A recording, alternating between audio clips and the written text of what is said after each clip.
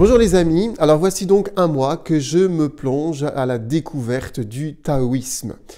En préambule, je voudrais rappeler que je ne me positionne pas en expert. Bien sûr, on ne devient pas expert d'une spiritualité ni d'une philosophie en un seul mois, mais je me positionne comme un occidental pétri de la culture judéo-chrétienne depuis son enfance, qui va à la recherche et à la rencontre d'autres philosophies et d'autres spiritualités pour avoir un éclairage supplémentaire sur sa propre existence et sur son quotidien. Ce qui m'intéresse en fait, c'est comment est-ce que ces philosophies, ces spiritualités que je vais visiter peuvent révéler quelque chose de ce que je suis et éclairer mon cheminement personnel et aussi avec les autres. Alors voilà, le taoïsme. D'abord, le Tao ça veut dire en chinois la voix. Et ce qui m'a impressionné, c'est que la grosse majorité des conférenciers, des personnes qui en parlent, disent que, en fait, on ne peut pas en parler, c'est difficile de dire ce que c'est. Pourquoi? Parce que en parler, c'est enfermer la voix et quelque part la trahir. Je devrais donc m'arrêter là. Bon, si on ne peut pas parler vraiment de la voix du Tao, en tout cas, on peut parler du taoïsme, c'est-à-dire comment est-ce que je marche sur cette voie qui, en fait, a pour but d'unifier, de fortifier mon existence et de faire en sorte que je puisse me positionner dans la vie d'une façon la plus juste possible. Alors, plusieurs points m'ont interpellé. Le premier, c'est que, et ça je vous en parlais dans l'autre vidéo, le premier c'est que le taoïsme considère que tout est en mouvement et qu'il est une façon de te positionner dans la vie en regardant et en accueillant le mouvement de mon existence. Et plutôt que de lutter contre ce qui change, contre ce qui bouge, je suis invité à accueillir le mouvement de la vie et de mon existence. Pour ce faire, le taoïsme a un deuxième point très important et peut-être essentiel et qui vient nous interpeller pour aujourd'hui, c'est le rapport à la nature.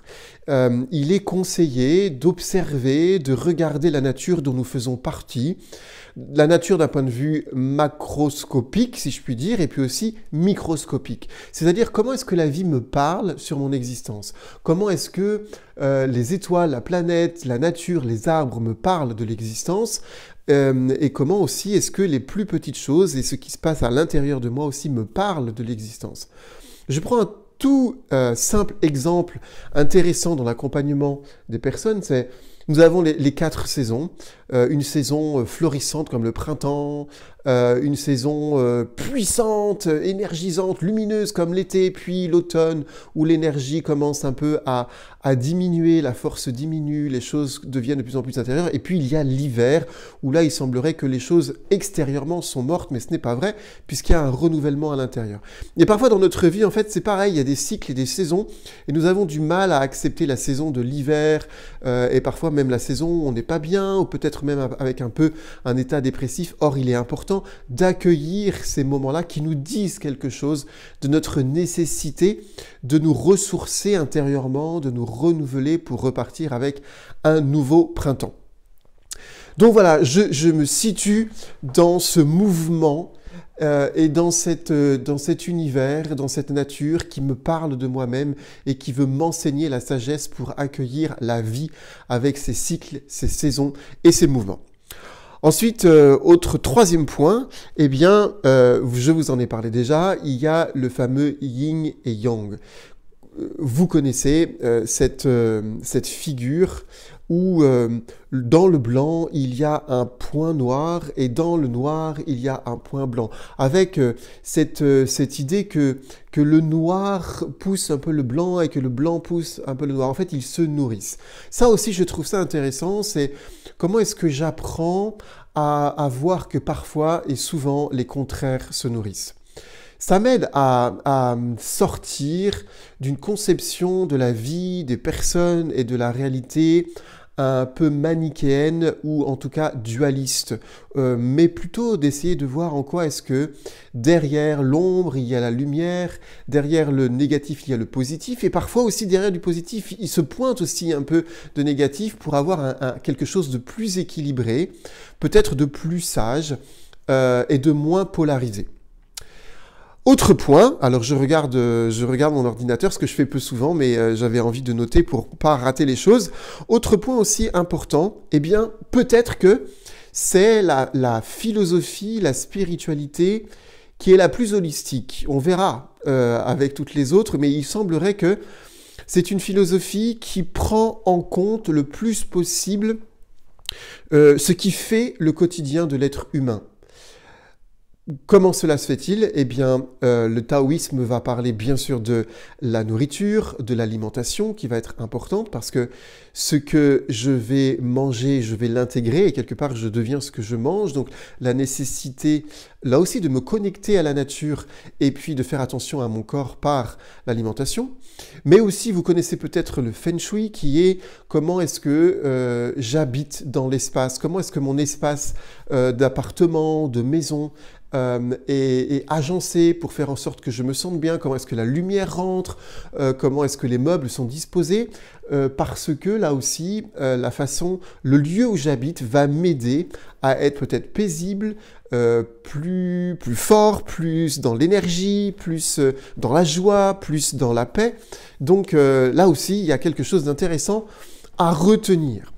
Et puis bien sûr, ce qui m'est pour moi très cher, c'est que le taoïsme intègre le mouvement, notamment avec le tai chi et le qigong.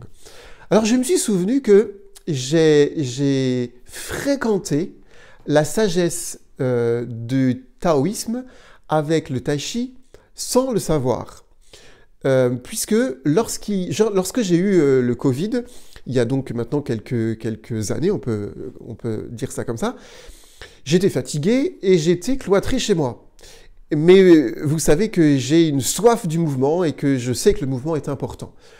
Et donc je me suis dit, qu'est-ce que je peux faire comme sport qui ne va pas me demander une force énorme et une énergie énormissime, mais j'ai besoin de bouger.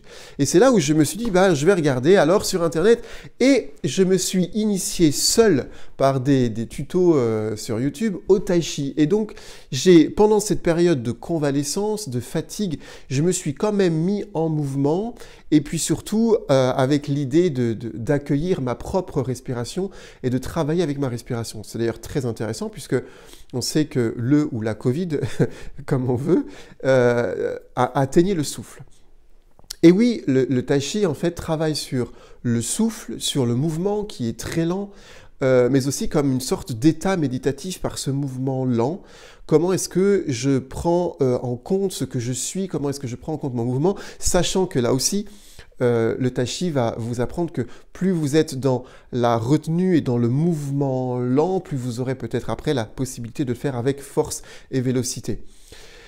Voilà ce que je retiens. Donc, le mouvement, les opposés se nourrissent, l'approche de la nature, l'alimentation, la façon dont mon habitation est agencée pour me ressourcer, me renouveler, me mettre dans un état d'esprit intéressant, et surtout que c'est une voie, que c'est un cheminement qui m'apprend simplement tous les jours à accueillir le mouvement de la vie pour devenir un sage qui marche sur la voie de l'unification de mon existence et de ma vie avec moi-même et avec les autres. Je prends le temps de vous inviter à mettre des commentaires sur peut-être des choses que vous voulez ajouter si vous êtes des connaisseurs du taoïsme, des points qui vous ont interpellé, qui vous plaisent, et puis aussi pourquoi pas, dites-moi les philosophies ou les spiritualités que vous avez envie que j'aborde, sachant que j'aborderai essentiellement celle que je connais le moins. Voilà, merci de me suivre. Si cela vous plaît, n'hésitez pas à liker, commenter, mais aussi partager si cela peut faire du bien aux autres. Et moi, je vous dis, marchons sur la voie de l'unité de notre existence.